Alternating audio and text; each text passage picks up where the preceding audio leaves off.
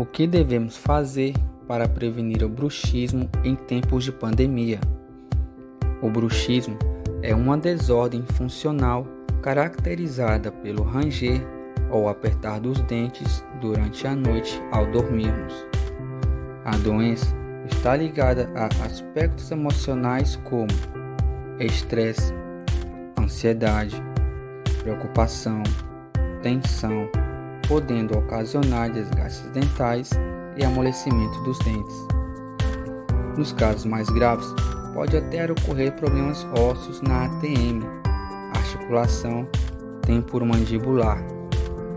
Neste período de pandemia, estamos vivenciando um aumento considerável do bruxismo em consultórios odontológicos, pelas circunstâncias de medo, incertezas e convivência social restrita, levando ao estresse e à ansiedade.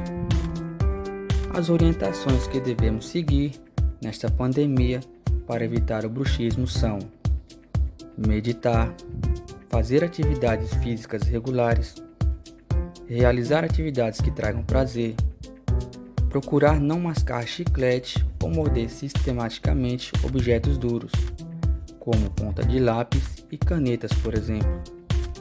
Evitar bebidas alcoólicas durante a noite. Em casos mais acentuados, usar placa de acrílico ao dormir. Consulte seu dentista regularmente. É preciso estar atento a qualquer alteração durante o sono e, caso seja necessário, procurar ajuda especializada.